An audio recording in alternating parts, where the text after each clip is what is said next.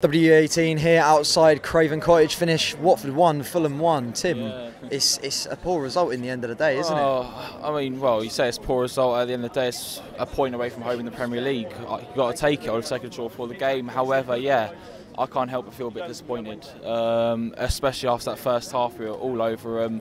We have wasted so many chances today. Especially in that first. Especially in that first half. Honestly, if anything, I think Doucouré, I mean, just sometimes the final killer pass, you know, just It so was definitely close. missing today, don't you think? There was something missing. I think definitely, you know, our problem once again, we can't play for a full 90 minutes. Another game of two halves. Fitness today didn't look good.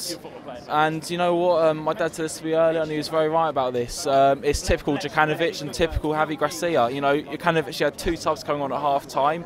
His third and final sub was done in the 65th minute. And they had the impetus, they were going forward, they were ramping our defence because they had, you know, fresh players on who were coming on.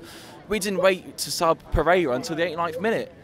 And he was just strolling around. He was leggy for the whole second half. Walking along the line on the left-hand side, and it was calling out for success. It's calling out for Sema. I've had people saying it's Javi's fault tactically today. A bit of everything. A bit of everything. Javi, you know, he just delayed on the subs once again. Kind of classic. It's become a bit repeating every week. Janmaat should have been taken off.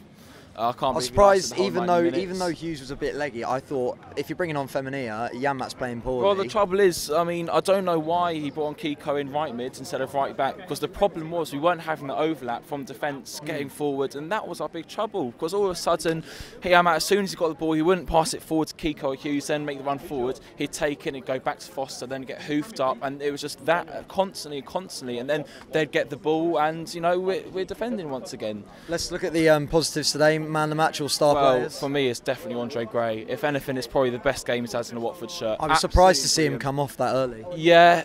I mean, I don't know what Javi Gracia was thinking. If I was him, I would have brought on success. 3 strikers. We needed to get a goal. Yeah, I mean, Andre Gray was a great finish. It was a great finish. And other good players today, I think Deeney had a good game. Capu was also very good. But yeah, just too many weak links, too many people lazing around today was our problem. So, moving on, Arsenal next week, predictions. It's going to be another tough one, I think, away from home. Yeah, I mean, the thing is, we tend to up our game when we're playing bigger teams. Yeah, it's not an easy place to go to, the Emirates, but we have got results there in the past couple of years. If I was to make any changes from today, I wouldn't start Janmaat. Cross is not good enough, pace not good enough, lacking completely. Would you change Holebas? I thought he was poor in the first half. Holebas was poor today, however, I think he's had a very good season. You know, people have their off days.